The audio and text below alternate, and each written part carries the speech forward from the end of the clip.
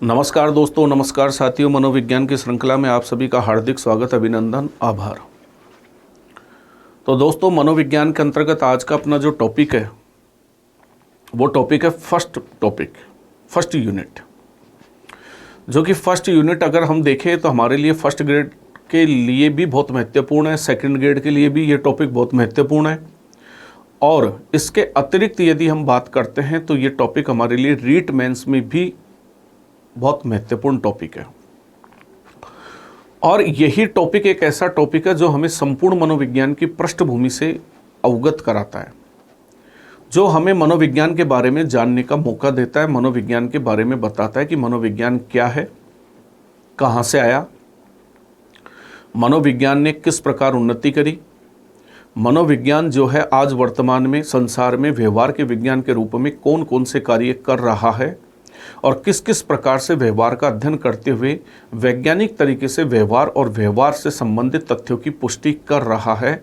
इन सब चीज़ों को जानने में जो है इस टॉपिक का सर्वाधिक महत्वपूर्ण योगदान है। सबसे पहले दोस्तों, मैं आपको इस टॉपिक में ये बताना चाहता हूँ कि इस टॉपिक में अपने क्या सिलेबस के अंतर्गत अक्सर पूछा जाता है और क्या नहीं पूछा जाता। जैसे कि यदि हम सिलेबस को देखते हैं गौर से, तो सिलेबस में डायरेक्ट ये डाल देते हैं, ठीक है, चाहे वो आरपीएससी हो, चाहे अधीनस्थ सेवा चयन बोर्ड हो, सिलेबस में डायरेक्ट कुछ बिंदु डाल करके छोड़ देती है। जैसे कि टॉपिक डाल दिया डायरेक्ट शैक्षिक मनोविज्ञान, एजुकेशनल साइकोलॉजी।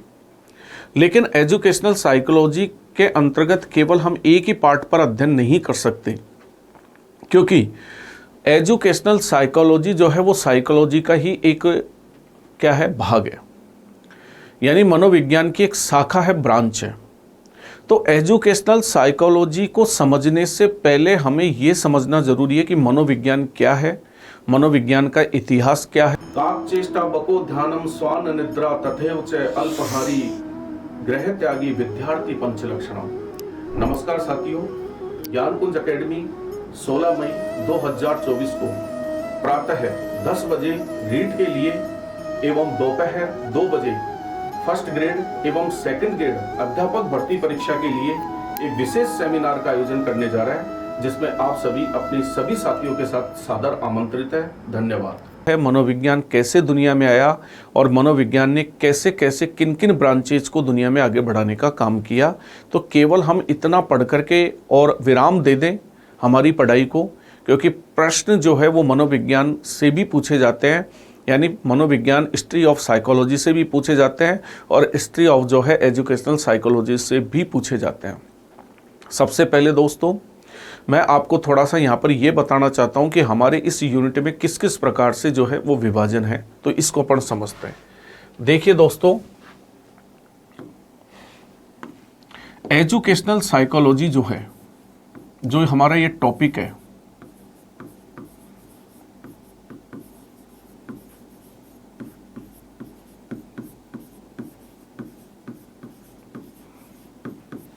जिसको हम कहते हैं शैक्षिक मनोविज्ञान।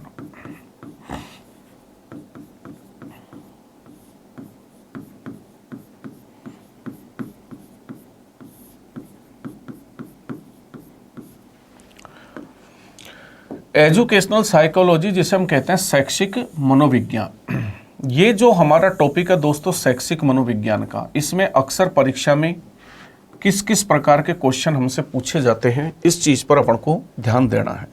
ठीक है दोस्तों, तो इसी चीज़ को आपको समझना है थोड़ा ध्यान से। देखिए, शैक्षिक मनोविज्ञान का जो हमारी इस यूनिट है, इसके 2 भाग है। पहला है मनोविज्ञान। पहला भाग कौन सा है दोस्तों? मनोविज्ञान। इसका पहला भाग है मनोविज्ञान, यानी जिसे अपन कहते हैं साइकोलॉजी।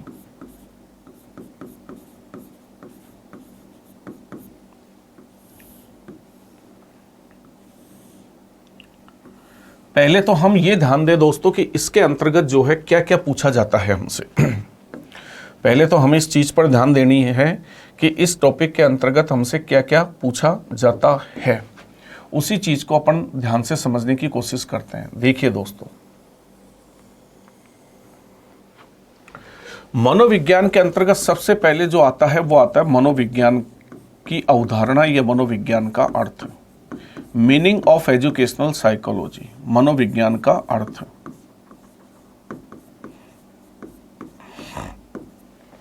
नंबर 2 पर आता है मनोविज्ञान की प्रकृति, नेचर। फिर आता है मनोविज्ञान के क्षेत्र, ब्रांचेज। फिर आता है मनोविज्ञान के संप्रदाय, स्कूल्स। फिर आता है मनोविज्ञान की विधियां, मनोविज्ञान की विधियां, यानी मनोविज्ञान की विधियों का विभाजन कितने कितने भागों में हुआ है और किस किस तरीके से हुआ है। ये सारी चीजें जो है मनोविज्ञान का अर्थ, मनोविज्ञान की प्रकृति, मनोविज्ञान के क्षेत्र, मनोविज्ञान के संप्रदाय, मनोविज्ञान की विधियां, ये चीजें जो है अपने मनोविज्ञान के अंतर्गत अपन से परीक्षा में पूछी जाती है। तो हम शैक्षिक मनोविज्ञान की इस यूनिट को पढ़ेंगे, उससे पहले हमारे लिए ये जानना जरूरी हो जाता है कि मनोविज्ञान का जो इतिहास है वो मनोविज्ञान का इतिहास क्या है। सबसे पहले हमारे लिए जानना जरूरी है कि मनोविज्ञान का इतिहास क्या है, ये मनोविज्ञान की उत्पत्ति का आधार क्या है, इसके बारे में पूरी जानकारी हमें प्राप्त करनी है। उसके बाद में अगर अपन बात करते हैं तो मनोविज्ञान के इतिहास के बाद में मनोविज्ञान की समस्त परिभाषाएं आ जाती हैं। उन परिभाषाओं के बारे में भी अपन को जानना है कि किस मनोवैज्ञानिक ने क्या क्या परिभाषाएं मनोविज्ञान के बारे में हमें दी है। उसके बाद में यदि हम बात करते हैं तो मनोविज्ञान की प्रकृति, की मनोविज्ञान किस प्रकार का विज्ञान है, विधायक विज्ञान है, नियामक विज्ञान है, उसके बारे में अपन को पूरा अध्ययन करना है। उसके बाद में मनोविज्ञान के क्षेत्र, यानी मनोविज्ञान के क्षेत्रों का विभाजन कितने भागों में हुआ है। जैसे कि आप जानते हैं कि मनोविज्ञान के जो क्षेत्र हैं उनका विभाजन कई तरीके से हुआ है। जैसे सैद्धांतिक मनोविज्ञान है, व्यवहारिक मनोविज्ञान है, तो कौन सा मनोविज्ञान व्यवहारिक है, कौन सा मनोविज्ञान नैदानिक है, इन सब चीज़ों के बारे में हमें इसके अंतर्गत जानना है। उसके बाद में यदि हम बात करते हैं तो मनोविज्ञान के संप्रदाय आ जाते हैं। मनोविज्ञान के संप्रदाय में हमें सभी प्रकार के संप्रदाय पढ़ने हैं। जैसे संरचनावाद आ गया, जैसे प्रकार्यवाद आ गया, जैसे मनोविश्लेषणवाद आ गया, जैसे व्यवहारवाद आ गया, गेस्टाल्टवाद आ गया। उसके बाद में अगर अपन बात करते हैं अंतिम, तो मनोविज्ञान की विधि आ जाती है कि मनोविज्ञान ने कौन कौन सी विधियाँ जो है अपने अध्ययन क्षेत्र में सम्मिलित करी है। जैसे इंट्रोस्पेक्शन मेथड आ गई, ठीक है, जैसे ऑब्जर्वेशनल मेथड आ गया, जैसे एक्सपेरिमेंटल आ गया, जैसे डायग्नोस्टिक आ गया, जैसे क्लिनिकल मेथड आ गया। तो इन सब चीज़ों के बारे में हमें इस टॉपिक में बहुत विस्तृत तरीके से अध्ययन करना होता है। तो ये सारी चीज़ें हमारे मनोविज्ञान के अंतर्गत, सिलेबस के अंतर्गत है, जिनका अध्ययन हमें सबसे पहले करना है, जिसमें हमें सबसे पहले ये जानना है कि मनोविज्ञान कब आया, कहाँ से आया, उसकी परिभाषाएं किस किस के द्वारा दी गई, ठीक है, उसकी प्रकृति क्या है, किस प्रकार का विज्ञान है, विधायक है यानी पॉजिटिव है या नॉर्मेटिव है, विधायक है या नियामक है, क्षेत्र, व्यवहारिक क्षेत्र में कौन कौन सी ब्रांचेज आती है, यानी मनोविज्ञान की जो अप्लाइड ब्रांचेज है उसमें कौन कौन सी मनोविज्ञान की ब्रांचेज आती है, और मनोविज्ञान की जो थ्योरेटिकल ब्रांचेज है उसके अंतर्गत कौन कौन सी ब्रांचेज सम्मिलित होती है। उसके बाद में बात करें कि स्कूल्स कौन कौन से हैं जिसके बारे में मैंने बताया, और मेथड्स कौन कौन से हैं, इन सब चीज़ों को अपन को इसके अंतर्गत अध्ययन करना है। नंबर 2 पर अगर अपन बात करते हैं दोस्तों, तो नंबर 2 पर आता है, देखिए, अपना शैक्षिक मनोविज्ञान। शैक्षिक मनोविज्ञान जो कि मनोविज्ञान की ही एक व्यवहारिक शाखा है। शैक्षिक मनोविज्ञान जो कि मनोविज्ञान की ही क्या है, एक व्यवहारिक शाखा है।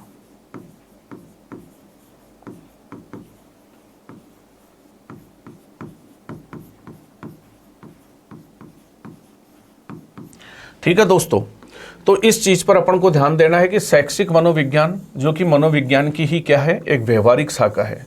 तो शैक्षिक मनोविज्ञान के अंतर्गत किन किन चीज़ों को अपन को पढ़ना है उस पर अब अपन ध्यान दे रहे हैं कि शैक्षिक मनोविज्ञान के अंतर्गत क्या क्या आ जाता है। जैसे शैक्षिक मनोविज्ञान का अर्थ,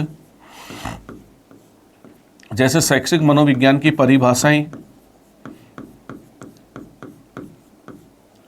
जैसे शैक्षिक मनोविज्ञान की प्रकृति, शैक्षिक मनोविज्ञान की प्रकृति हो गई। उसके अतिरिक्त यदि बात करते हैं तो शैक्षिक मनोविज्ञान के उद्देश्य, शैक्षिक मनोविज्ञान के कार्य, शैक्षिक मनोविज्ञान के कार्य आ गए एवं अगर अंत में देखते हैं तो जैसे कि शिक्षक के लिए शैक्षिक मनोविज्ञान की उपयोगिता क्या है? शिक्षक के लिए उपयोगिता।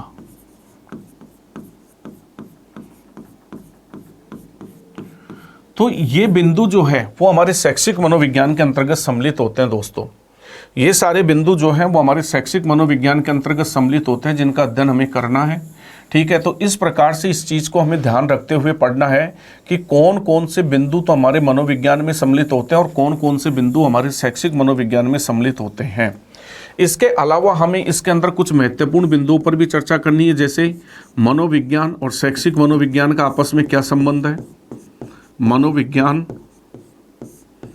एवं शैक्षिक मनोविज्ञान का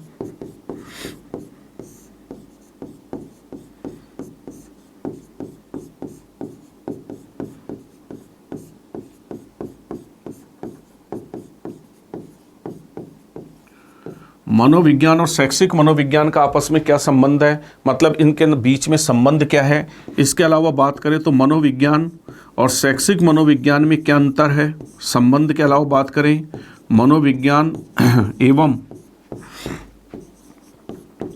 शैक्षिक मनोविज्ञान में क्या क्या तो अंतर है।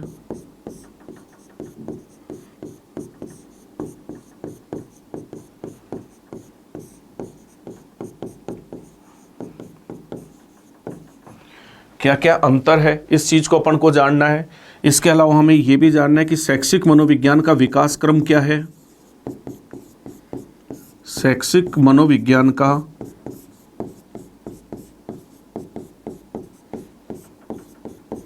विकास क्रम।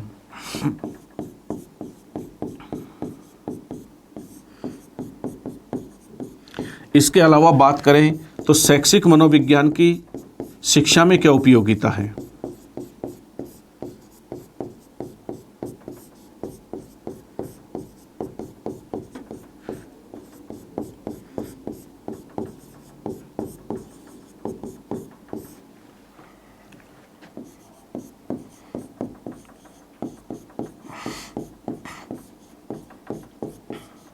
ये लीजिए दोस्तों, तो देखिए दोस्तों, इस प्रकार से हमारा ये शैक्षिक मनोविज्ञान का एक एक कार्यक्रम है, एक यूनिट है, जो कि मैंने आपको बताया फर्स्ट ग्रेड के लिए भी बहुत इंपॉर्टेंट है, सेकंड ग्रेड के लिए भी बहुत इंपॉर्टेंट है और रीट के लिए भी बहुत इंपॉर्टेंट है। अगर इसके अलावा बात करें तो C TET, UP TET, S TET सभी एग्जामों के लिए बहुत ही महत्वपूर्ण टॉपिक है। तो हमें जो है शैक्षिक मनोविज्ञान पर जाने से पहले, एजुकेशनल साइकोलॉजी के टॉपिक पर जाने से पहले जो है हमें सबसे पहले इस बिंदु को जानना जरूरी है कि मनोविज्ञान क्या है, मनोविज्ञान कहाँ से आया, मनोविज्ञान का क्या खेल है, मनोविज्ञान ने जो है किस किस प्रकार से उन्नति करी, मनोविज्ञान की आज क्या भूमिका है। मनोविज्ञान और शिक्षा मनोविज्ञान जो है उन दोनों ने मिलकर के शैक्षिक जगत में, एजुकेशनल फील्ड में, शिक्षा में क्या क्या आमूलचूल परिवर्तन करने का कार्य किया। इन सारे बिंदुओं को हमें जो है इस यूनिट के द्वारा बहुत अच्छे से समझते हुए आगे बढ़ना है। तो चलिए दोस्तों, सबसे पहले हम शुरू करते हैं मनोविज्ञान, साइकोलॉजी का क्या खेल है। तो देखिए दोस्तों, साइकोलॉजी को समझने के लिए जो है सबसे पहले हम जो है साइकोलॉजी को समझने के लिए जो है हम सबसे पहले देखते हैं कि मनोविज्ञान का इतिहास क्या है, हिस्ट्री ऑफ साइकोलॉजी क्या कहती है, यानी कैसे मनोविज्ञान दुनिया में आया और इसके पीछे की कहानी क्या है। देखो दोस्तों, हमारे मनोविज्ञान में एक साइकोलॉजिस्ट हैं जिनका नाम है एबिंगहास। आप इनका नाम किसी स्थान पर एबिंगहास के नाम से भी पढ़ेंगे। एबिंगहास भी कहीं पर लिखा हुआ मिलता है और एबिंगहास भी कहीं पर लिखा हुआ मिलता है। दोनों ही सही है, दोनों में ही किसी प्रकार की कोई कमी या गलती नहीं है, क्योंकि आप सब जानते हैं कि मनोविज्ञान की जो उत्पत्ति हुई है वो मनोविज्ञान की उत्पत्ति जो है ग्रीक से हुई है और ग्रीक से मनोविज्ञान लैटिन में कन्वर्ट हुआ और लैटिन से इंग्लिश में कन्वर्ट हुआ है। इसलिए कभी कभी क्या होता है कि शब्दों में परिवर्तन हो जाने या कुछ न कुछ विकार रह जाने के कारण जो है हिंदी ट्रांसलेशन में कभी न कभी कुछ न कुछ छोटी मोटी दिक्कतें आ जाती है। तो हम इसे एबिंगहास या एबिंगहास भी कहते हैं और ये पहला मनोवैज्ञानिक है दोस्तों, साइकोलॉजी में पहला या प्रथम मनोवैज्ञानिक है जिसने सबसे पहले स्मृति पर अध्ययन किए। ये फर्स्ट साइकोलॉजिस्ट है जिसने, पहला मनोवैज्ञानिक है जिसने सर्वप्रथम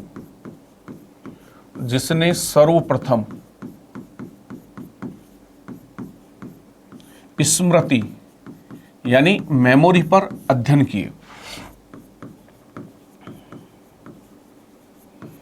स्मृति या मेमोरी पर सबसे पहले इसने क्या करे हैं दोस्तों, अध्ययन करे हैं, अध्ययन किए। तो कभी भी एक तो इस चीज को आप अभी से समझ लीजिए, यहां पर कभी भी यदि मनोविज्ञान में आपसे यह पूछा जाता है कि वो मनोवैज्ञानिक कौन सा मनोवैज्ञानिक है जिसने सबसे पहले स्मृति पर अध्ययन करे, जिसने सबसे पहले मेमोरी पर अध्ययन करे, तो वो मनोवैज्ञानिक कौन सा मनोवैज्ञानिक है, तो उस मनोवैज्ञानिक का नाम है एबिंगहास या इबिंगहास। अब इसी चीज को समझिए दोस्तों, एबिंगहास ने जो है वो मनोविज्ञान के इतिहास की व्याख्या करते हुए एक कथन कहा है। ये एबिंगहास का कथन है दोस्तों, और इसने क्या कहा है, इसने कहा है कि मनोविज्ञान का अतीत बहुत लंबा है लेकिन इतिहास बहुत छोटा है। ये वाक्य इसने कहे कि मनोविज्ञान का जो अतीत है वो तो बहुत लंबा है लेकिन मनोविज्ञान का जो इतिहास है वो बहुत छोटा है। और ये क्यों कहा, शायद इसने सही कहा है, क्योंकि आप सब इस बात से विदित है कि मनोविज्ञान के रूप में आने से पहले मनोविज्ञान दर्शन शास्त्र की एक शाखा था और इसी मनोविज्ञान को फिलॉसफी ऑफ माइंड के नाम से जाना जाता था। आप सब इस बात से विदित हैं कि मनोविज्ञान के रूप में आने से पहले मनोविज्ञान एक दर्शन शास्त्र की शाखा था और दर्शन शास्त्र की शाखा था तब इस मनोविज्ञान को फिलॉसफी ऑफ माइंड के नाम से जाना जाता था।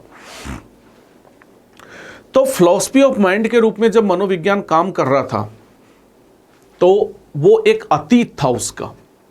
और अतीत किसको कहते हैं, इतिहास किसको कहते हैं, सबसे पहले तो हम इस बिंदु पर भी समझ लें कि अतीत और इतिहास से तात्पर्य क्या होता है। ये भी हमारे लिए सबसे पहले जानना जरूरी है कि इतिहास तो क्या है और अतीत क्या है। तो देखिए दोस्तों, कुछ समय पूर्व या कई वर्ष पूर्व की घटित घटनाएं अतीत कहलाती है।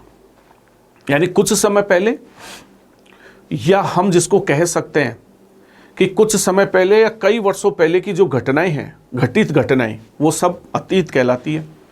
लेकिन उनमें अतीत में इतिहास क्या है, उस अतीत में इतिहास है कि किसी भी देश या समुदाय से संबंधित घटनाओं का, किसी भी देश या समुदाय से संबंधित घटनाओं का तिथिवार या क्रमवार, दोनों ही चीज यहां पर लागू होती है दोस्तों।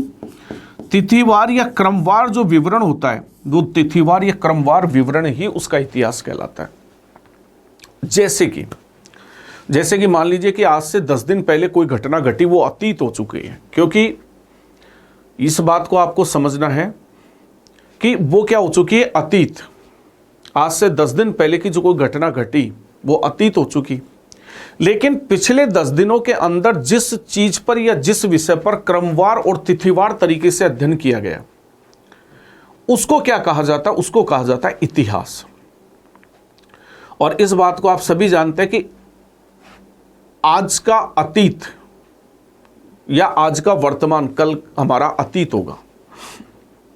आज का जो हमारा वर्तमान है कल का हमारा अतीत होगा। और उसी अतीत में जिन घटनाओं पर वैज्ञानिक तरीके से कार्य होना शुरू हो जाता है, वैज्ञानिक तरीके से जिन पर अनुसंधान होना शुरू हो जाता है, वैज्ञानिक तरीके से जिन पर अनुसंधान होना क्या हो जाता है शुरू, वो सभी वैज्ञानिक तरीके से या तिथिवार या क्रमवार तरीके से जिस विषय वस्तु पर अध्ययन शुरू हो जाता है वो कहलाता है इतिहास। और यही बात इसने कही कि मनोविज्ञान का अतीत बहुत लंबा है लेकिन इतिहास बहुत छोटा है। क्यों? क्योंकि अतीत तो इसलिए लंबा है दोस्तों कि मनोविज्ञान के रूप में आने से पहले, मनोविज्ञान के रूप में आने से पहले ये मनोविज्ञान दर्शन शास्त्र के रूप में काम कर रहा था। आदि अनादि काल से आत्मा मन जैसे विषयों के ऊपर अनुसंधान कर रहा था, तो वो मनोविज्ञान का अतीत था। लेकिन ये कह रहा है इसका इतिहास बहुत छोटा है। वो इसलिए कहा गया, समझिएगा, कि इतिहास इसलिए छोटा है क्योंकि मनोविज्ञान के अध्ययन के इतिहास का प्रारंभ होता है 1879 से। मनोविज्ञान का जो इतिहास प्रारंभ होता है, मनोविज्ञान का जो इतिहास प्रारंभ होता है दोस्तों, वो मनोविज्ञान का इतिहास जो है वो प्रारंभ होता है 1879 से, जब विश्व की प्रथम मनोवैज्ञानिक प्रयोगशाला की स्थापना हुई और वो विलियम वुंट के द्वारा करी गई। जब विलियम वुंट ने विश्व की प्रथम मनोवैज्ञानिक प्रयोगशाला की स्थापना जर्मनी के लिप्जिंग विश्वविद्यालय में करी, जिसे कि वर्तमान समय में कार्ल मार्क्स विश्वविद्यालय के नाम से जाना जाता है, तो यानी कहने का मतलब मनोविज्ञान के इतिहास का प्रारंभ कब से हुआ? 1879 से। और 20वीं शताब्दी तक आते आते 20वीं सदी तक आते आते जो है दोस्तों, मनोविज्ञान किसका विज्ञान बन गया? व्यवहार का विज्ञान। मनोविज्ञान किसका विज्ञान बन गया? व्यवहार का विज्ञान। यानी 20वीं शताब्दी तक आते आते मनोविज्ञान व्यवहार के विज्ञान के रूप में क्या हो गया? स्थापित हो गया। तो 20वीं शताब्दी तक आते आते मनोविज्ञान व्यवहार के विज्ञान के रूप में क्या हो गया? स्थापित। तो देखो आप कितना कम समय लगा। 1879 से तो इसका इतिहास प्रारंभ हुआ और 20वीं शताब्दी तक आते आते मनोविज्ञान व्यवहार के विज्ञान के रूप में स्थापित हो गया। यानी कहने का मतलब महज कुछ वर्षों में ही मनोविज्ञान आत्मा, मन और चेतना जैसी विषय वस्तु से बाहर निकल करके और मनोविज्ञान व्यवहार के विज्ञान के रूप में दुनिया में स्थापित हो गया। इसी कारण कहते हैं इसका इतिहास बहुत छोटा है। तो जब मनोविज्ञान दर्शन शास्त्र के रूप में काम कर रहा था, दोस्तों, तब तक तो क्या था? मनोविज्ञान का अतीत था। लेकिन जब मनोविज्ञान के अंतर्गत विश्व की प्रथम मनोवैज्ञानिक प्रयोगशाला बनी, तो मनोविज्ञान के अध्ययन में क्रमबद्धता का समावेश हो गया। यानी मनोविज्ञान के इतिहास का प्रारंभ हो गया और 20वीं शताब्दी तक यह मनोविज्ञान व्यवहार का विज्ञान बन गया। इसीलिए ये कथन कहा एबिंगहास ने कि मनोविज्ञान का अतीत बहुत लंबा है लेकिन इतिहास बहुत छोटा है। अब यहीं पर आगे ध्यान देना है। हमारे मनोविज्ञान में माइकल सोशल वे प्रथम इतिहासकार माने जाते हैं दोस्तों। माइकल सोशल वे प्रथम इतिहासकार माने जाते हैं जिन्होंने सबसे पहली बार मनोविज्ञान का इतिहास लिखा। इसी चीज़ को आपको बहुत ध्यान से रखना है, क्योंकि ये क्वेश्चन नेट जेआरएफ तक में भी कई बार पूछा गया है और आगे भी पूछा जा सकता है कि मनोविज्ञान का प्रथम इतिहास लिखने वाले व्यक्ति कौन है। तो माइकल सोशल जो है वो मनोविज्ञान के अंतर्गत प्रथम व्यक्ति है जिन्होंने मनोविज्ञान के इतिहास को लिखने का क्या किया? कार्य किया है।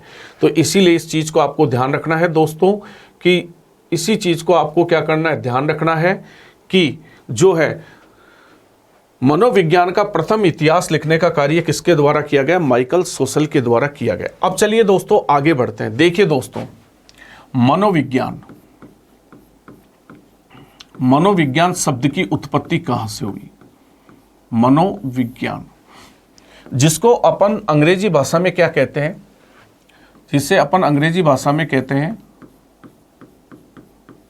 साइकोलॉजी। जिसे अपन अंग्रेजी भाषा में क्या कहते हैं दोस्तों? साइकोलॉजी। और इसी चीज को समझना है, जिसको अपन अंग्रेजी भाषा में कहते हैं साइकोलॉजी। पहली चीज तो यहां पर यह समझने की कि साइकोलॉजी शब्द लाया कौन। तो देखो दोस्तों, ये साइकोलॉजी शब्द सर्वप्रथम लाने वाला व्यक्ति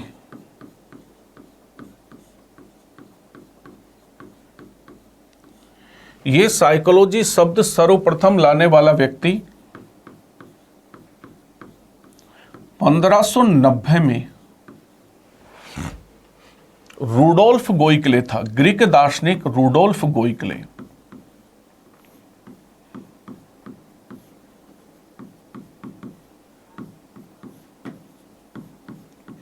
यह बिंदु आपको बहुत अच्छे से याद रखना है।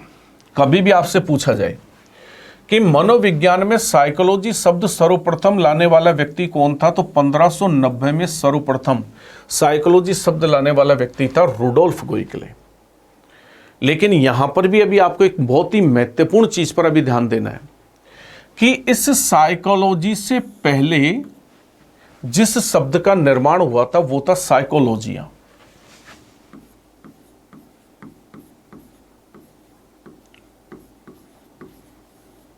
साइकोलॉजिया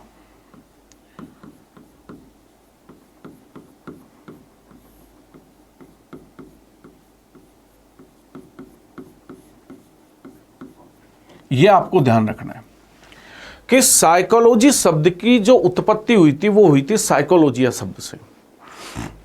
और साइकोलॉजिया शब्द सबसे पहले देने वाला व्यक्ति कौन था?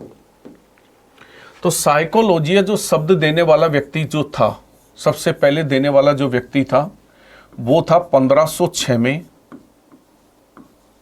मार्को मारुलिक। मार्को मारुलिक 1506 में सबसे पहले दोस्तों साइकोलॉजिया शब्द लाने वाला व्यक्ति जो था वो 1506 में सबसे पहले साइकोलॉजिया शब्द लाने वाला व्यक्ति था मार्को मारुलिक। अब यही चीज आपको ध्यान देनी है कि साइकोलॉजिया से साइकोलॉजी शब्द बना और इस शब्द को और इस शब्द पर सबसे पहले अपने विचार जो देने वाला व्यक्ति था, इस शब्द पर सर्वप्रथम अपने विचार देने वाला व्यक्ति था रुडोल्फ गोइकले। ठीक है, अब बढ़ते हैं आगे। मनोविज्ञान जिसको हम अंग्रेजी में साइकोलॉजी शब्द कहते हैं, ये साइकोलॉजी शब्द की उत्पत्ति ग्रीक भाषा के दो शब्दों से मानी जाती है। ग्रीक भाषा के एक शब्द साइकी, एक शब्द तो क्या है दोस्तों साइकी, और दूसरा शब्द लोगस। लोगस। तो ये चीज आपको एक महत्वपूर्ण ध्यान रखनी है कि साइकोलॉजी शब्द की उत्पत्ति ग्रीक भाषा के दो शब्दों से मानी जाती है। ग्रीक भाषा के, ठीक है, ग्रीक भाषा के दो शब्दों से जो है साइकोलॉजी शब्द की उत्पत्ति मानी जाती है ग्रीक भाषा के। पहला साइकी, दूसरा लोगस। साइकी को हम क्या कहते हैं दोस्तों? साइकी का शाब्दिक अर्थ जो होता है वो होता है सॉल्व।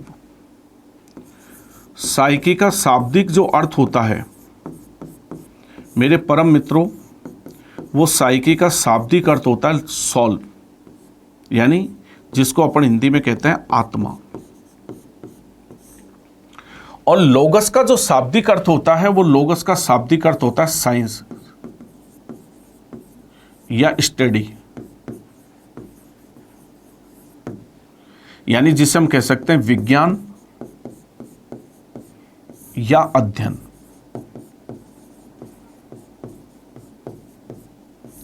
जिसे हम कह सकते हैं दोस्तों विज्ञान या अध्ययन। विज्ञान या अध्ययन यानी कहने का मतलब इसमें यह है दोस्तों कि इसमें जो समझने का बिंदु है, वो समझने का बिंदु क्या है? इसमें समझने का बिंदु यह है, कभी भी आपसे परीक्षा में पूछा जा सकता है, कभी भी आपसे परीक्षा में यह पूछा जा सकता है कि साइकोलॉजी शब्द की उत्पत्ति किस भाषा से हुई।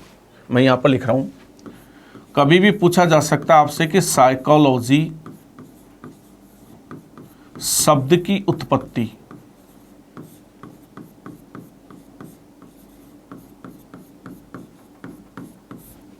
किस भाषा से हुई।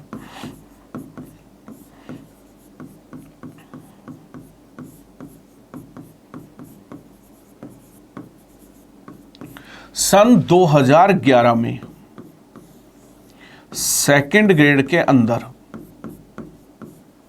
यह क्वेश्चन पूछा गया था।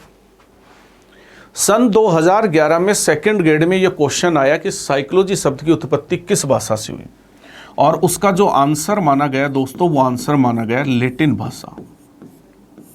उसका आंसर क्या माना गया? लैटिन भाषा। बिल्कुल सही।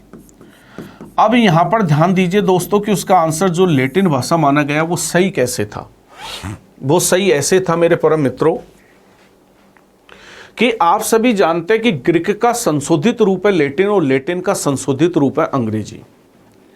वहां पर जब यह क्वेश्चन आया था 2011 में, जब यह क्वेश्चन पूछा गया था, तो इस क्वेश्चन में महत्वपूर्ण बिंदु क्या था दोस्तों? महत्वपूर्ण बिंदु इस क्वेश्चन में यह था कि वहां पर इन्होंने विकल्प में ग्रीक या यूनानी भाषा का उल्लेख नहीं किया था, केवल लैटिन का किया था।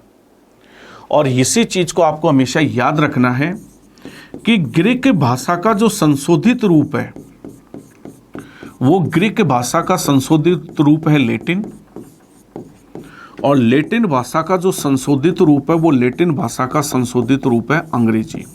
अतः अगर विकल्प में ग्रीक आए तो ये सही माना जाएगा, अगर विकल्प में लैटिन आए तो ये सही माना जाएगा।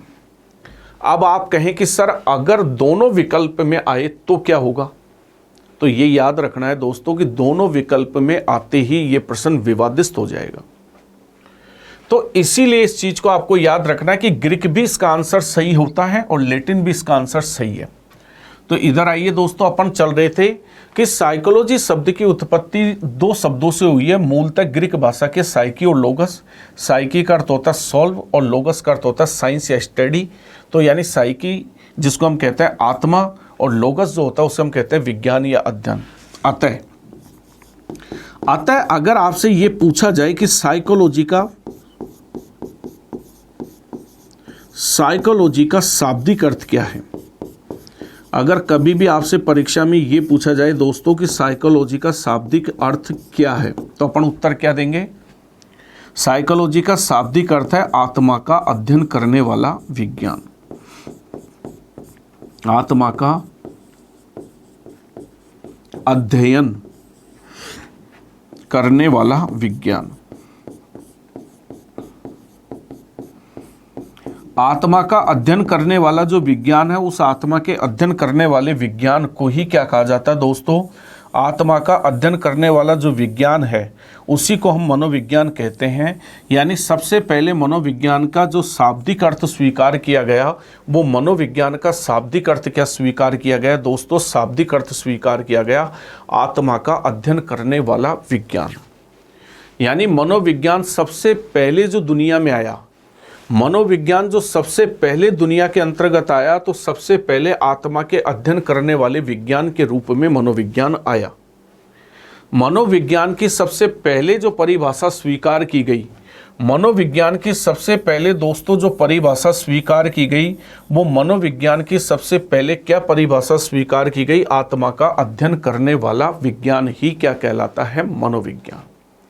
तो यहाँ तक आप समझ चुके होंगे कि साइकोलॉजी को सबसे पहले दुनिया में किस रूप में स्वीकार किया गया? आत्मा के अध्ययन करने वाले विज्ञान के रूप में। चलिए दोस्तों, अब हम आगे सबसे पहले मनोविज्ञान की विकास यात्रा का अध्ययन करते हैं कि मनोविज्ञान का विकास जो हुआ वो किस किस क्रम में हुआ।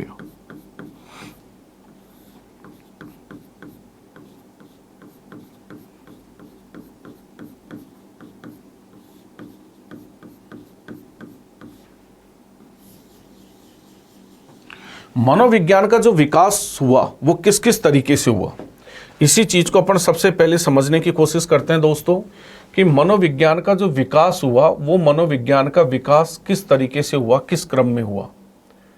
तो मनोविज्ञान का जो विकास हुआ वो किस तरीके से हुआ, किस क्रम में हुआ, तो इसी चीज को अपन समझने की कोशिश करते हैं दोस्तों कि मनोविज्ञान का विकास क्रम क्या क्या रहा, किस किस प्रकार से मनोविज्ञान ने अपनी प्रगति को प्राप्त किया, उन्नति को प्राप्त किया।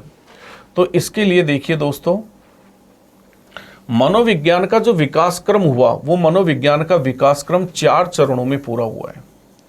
कभी भी अगर आपसे परीक्षा में पूछा जाए कि मनोविज्ञान का विकास क्रम कितने चरणों में पूरा हुआ है, तो ये चीज़ आपको याद रखनी है कि मनोविज्ञान का जो विकास हुआ वो 4 क्रमों में जाकर के पूरा हुआ है। जिसमें सबसे पहला क्रम मनोविज्ञान का क्या है कि दुनिया में सबसे पहले मनोविज्ञान को किसके विज्ञान के रूप में स्वीकार किया गया? तो सबसे पहले मनोविज्ञान को जो स्वीकार किया गया है, वो सबसे पहले मनोविज्ञान को किसके रूप में स्वीकार किया गया? आत्मा के विज्ञान के रूप में। यानी सबसे पहले मनोविज्ञान को आत्मा के विज्ञान के रूप में क्या किया गया है? स्वीकार किया गया है। तो इसी चीज पर आपको ध्यान देना है।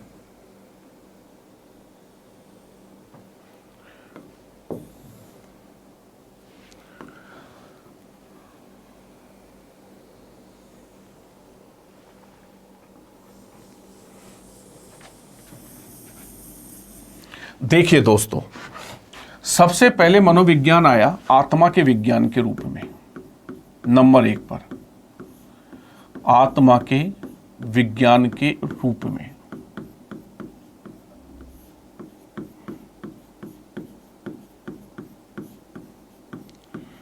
यह सबसे पहले मनोविज्ञान आया आत्मा के विज्ञान के रूप में। ठीक है।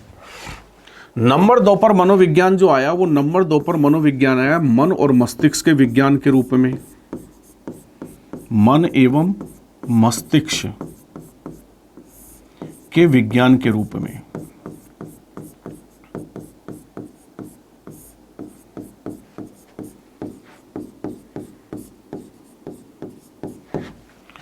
नंबर 2 पर मनोविज्ञान आया मन व मस्तिष्क के विज्ञान के रूप में।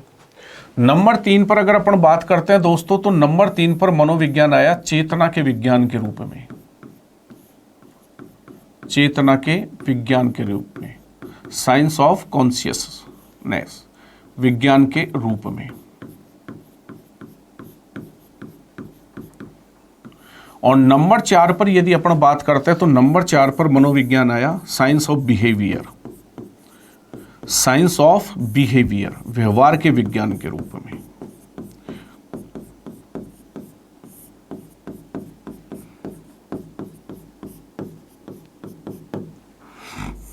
ठीक है दोस्तों, तो इसी प्रकार से आपको क्या याद रखना है कि अगर कभी भी आपसे यह पूछा जाता है कि मनोविज्ञान का विकास क्रम कितने चरणों में पूरा हुआ, तो मनोविज्ञान का जो विकास क्रम हुआ वो 4 चरणों में हुआ। सबसे पहले आया ये आत्मा के विज्ञान के रूप में। अब इसके समर्थक के रूप में अपन बात करते हैं कि आत्मा के विज्ञान के रूप में जब मनोविज्ञान आया तो इसके समर्थक कौन कौन थे। इसके समर्थक थे दोस्तों प्लेटो, अरस्तु और देकार्ते। प्लेटो, अरस्तु, डेकार्ते, जिसे डेकार्टे के नाम से भी जाना जाता है। अगर अपन इसके समय की बात करें कि मनोविज्ञान की ये परिभाषा कब मानी गई, तो लगभग 16वीं शताब्दी, मतलब लगभग 16वीं शताब्दी में सबसे पहले मनोविज्ञान को आत्मा के विज्ञान के रूप में स्वीकार किया गया। ठीक है, लेकिन इसका निष्कर्ष क्या रहा दोस्तों? इसका जो निष्कर्ष रहा वो इस परिभाषा का निष्कर्ष ये रहा कि ये जो परिभाषा थी, इस परिभाषा को क्या कर दिया गया दोस्तों? इस परिभाषा को अस्वीकार कर दिया गया। ठीक है, क्यों? आप समझिए, जब भगवान श्री कृष्ण ने खुद ने गीता में कहा है, नैनम छिद्यन्ते शस्त्राणि नैनम दहति पावके न चैनम क्लियादन्तो अपि न शोषयति मारुतः न जरायते म्रियते व कदापि नायम भूत्वा व भवित्वा व न भुवम अजो ही नित्यम शाश्वतम पुराणो न हन्यते हन्यमाने शरीर है। ये भगवान ने गीता में कहा है। जब भगवान श्री कृष्ण ने गीता में ये बात कही तो इस परिभाषा को अस्वीकार क्यों किया गया? देखिए दोस्तों, इस परिभाषा को अस्वीकार इसलिए किया गया कि ये विषय विज्ञान की ओर बढ़ रहा है।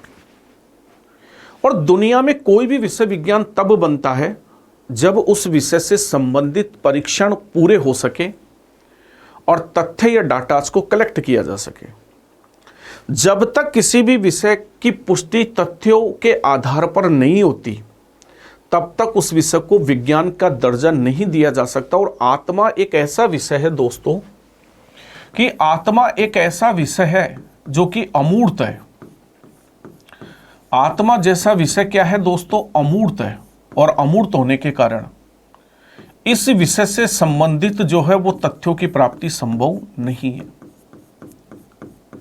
तथ्यों की प्राप्ति संभव नहीं है, क्योंकि दुनिया में किसी भी विषय से संबंधित तथ्य जब भी प्राप्त करे जा सकते हैं जब वो विषय मूर्त हो। जब तक वो विषय मूर्त नहीं होगा तब तक उस विषय से संबंधित कभी भी तथ्यों की प्राप्ति नहीं हो सकती। इसी कारण इस परिभाषा का खंडन हुआ। जब इस परिभाषा का खंडन हुआ तो नंबर 2 पर मनोविज्ञान को स्वीकार किया गया मन और मस्तिष्क के विज्ञान के रूप में। यानी मन का अध्ययन करने वाला विज्ञान ही मनोविज्ञान, यानी मस्तिष्क को जानने वाला विज्ञान ही मनोविज्ञान। और इस समय जब मनोविज्ञान इस रूप में काम कर रहा था तो इन विचारों के समर्थक कौन थे दोस्तों? इन विचारों के समर्थक जो थे वो थे इटली के प्रसिद्ध दार्शनिक पोम्पोनोजी। इटली के प्रसिद्ध दार्शनिक पोम्पोनोजी, थॉमस रीड।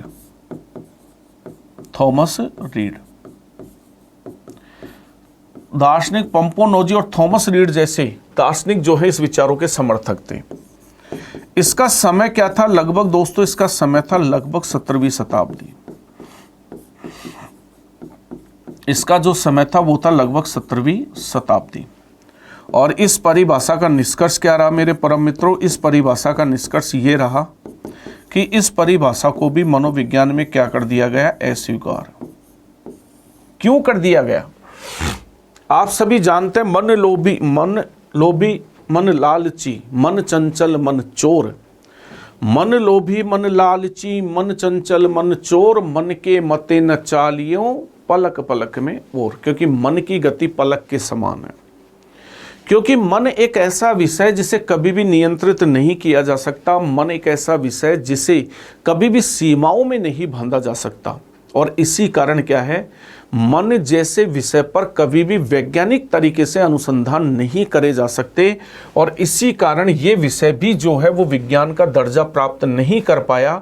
और ये विषय विज्ञान का दर्जा प्राप्त नहीं करने के कारण मेरे परम मित्रों इस विषय का भी खंडन कर दिया गया। जब इस विषय का खंडन कर दिया गया तब मनोविज्ञान को तीसरे रूप में स्वीकार किया गया, चेतना के विज्ञान के रूप में। और ये घटना कब घटी? ये घटना तब घटी दोस्तों जब विश्व की प्रथम मनोवैज्ञानिक प्रयोगशाला की स्थापना हुई 1879 में जर्मनी में लिप्जिंग विश्वविद्यालय में, जो कि विलियम मैक्सिमिलियन वुंट के द्वारा करी गई। तो विलियम मैक्सिमिलियन वुंट के द्वारा जो स्थापना करी गई मेरे परम मित्रों, उस समय मनोविज्ञान को चेतना के विज्ञान के रूप में स्वीकार किया गया। इसीलिए इसके समर्थक कौन कौन माने जाते हैं? इस परिभाषा के जो समर्थक माने जाते हैं दोस्तों, वुंट भी माने जाते हैं, विलियम वुंट। टिचनर भी माने जाते हैं जो कि वुंट के शिष्य थे। विलियम जेम्स भी माने जाते हैं, इसके समर्थक विलियम जेम्स भी माने जाते हैं जो कि एक अमेरिकन साइकोलॉजिस्ट थे। और जेम्स सल्ली भी माने जाते हैं जो कि विलियम जेम्स के शिष्य थे। ठीक है, तो ये चीज आपको याद रखनी है। और विश्व की प्रथम मनोवैज्ञानिक प्रयोगशाला की स्थापना किसने करी? विलियम वुंट ने। इसी कारण दोस्तों विलियम वुंट को क्या कहा जाता है? विलियम वुंट को कहा जाता है प्रयोगात्मक मनोविज्ञान का जनक। तो यहां पर अपन को क्या ध्यान देना? पहला बिंदु, विश्व की प्रथम मनोवैज्ञानिक प्रयोगशाला। कभी भी अगर आपसे परीक्षा में पूछा जाता है कि विश्व की प्रथम मनोवैज्ञानिक प्रयोगशाला की स्थापना किसने करी? मनोवैज्ञानिक प्रयोगशाला। कभी भी अगर यह प्रश्न आपसे पूछा जाए कि विश्व की प्रथम मनोवैज्ञानिक प्रयोगशाला की स्थापना किसने करी, तो यही चीज आपको याद रखनी है मेरे परम मित्रों कि विश्व की प्रथम मनोवैज्ञानिक प्रयोगशाला की जो स्थापना हुई, वो विश्व की प्रथम मनोवैज्ञानिक प्रयोगशाला की स्थापना किसने करी? वो करी है विलियम वुंट ने। विलियम वुंट ने। विलियम वुंट ने कब करी? 1879 में। 1879 में यह स्थापना हुई। ठीक है, कहां पर हुई दोस्तों? जर्मनी में हुई। जर्मनी में। और कौन से विश्वविद्यालय में हुई? ये लिप्जिंग विश्वविद्यालय में हुई। लिप्जिंग विश्वविद्यालय में हुई। और इसी लिप्जिंग विश्वविद्यालय को वर्तमान में क्या कहा जाता है? कार्ल मार्क्स विश्वविद्यालय कहा जाता है। Karl Marx. नंबर 2 पर बात करते हैं दोस्तों। नंबर 2 पर जैसे कि कभी आपसे पूछा जा सकता है कि प्रयोगात्मक मनोविज्ञान का जनक किसे कहा जाता है? फादर ऑफ एक्सपेरिमेंटल साइकोलॉजी, प्रयोगात्मक मनोविज्ञान का जनक। तो देखिए दोस्तों, विश्व की प्रथम मनोवैज्ञानिक प्रयोगशाला की स्थापना जो करी, वो विश्व की प्रथम मनोवैज्ञानिक प्रयोगशाला की स्थापना विलियम वुंट ने करी। और सबसे पहले मनोविज्ञान में प्रयोगों को सही रूप देने का काम या सही तरीके से मनोविज्ञान में प्रयोगों को प्रारंभ करने का काम भी वुंट ने किया। और इसी कारण जो है, इस चीज को हमें याद रखना कि प्रयोगात्मक मनोविज्ञान का जो जनक कहा जाता है, वो प्रयोगात्मक मनोविज्ञान का जनक किसको कहा जाता है? विलियम वुंट को कहा जाता है। विलियम वुंट को। अब इसी के साथ तीसरा बिंदु आपको समझना है जो मैंने अभी बताया। कभी प्रश्न ये भी आ सकता है कि अमेरिकन मनोविज्ञान का जनक किसे कहा जाता है, जो कि मैंने अभी आपको बताया। अमेरिकन मनोविज्ञान का जनक, फादर ऑफ अमेरिकन साइकोलॉजी, मनोविज्ञान।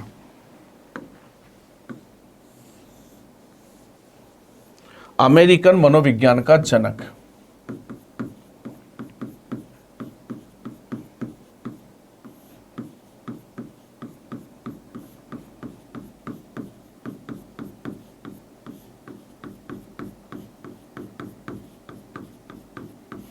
ये प्रश्न कभी आपसे पूछा जा सकता है दोस्तों कि अमेरिकन मनोविज्ञान का जनक किसको कहा जाता है। तो ऐसी स्थिति में आपको उत्तर क्या देना है मेरे परम मित्रों कि अमेरिकन मनोविज्ञान का जो जनक कहा जाता है वो अमेरिकन मनोविज्ञान का जनक किसको कहा जाता है, विलियम जेम्स को। विलियम जेम्स को, विलियम जेम्स को। ठीक है, चलिए तो अपन नंबर 3 पर बात कर रहे थे कि चेतना के विज्ञान के रूप में मनोविज्ञान आया। वो कब आया, जब विलियम वुंट ने विश्व की प्रथम मनोवैज्ञानिक प्रयोगशाला की स्थापना करी उस समय। और वो समय क्या था दोस्तों, वो समय था लगभग 18वीं का उत्तरार्ध और 19वीं का पूर्वार्ध।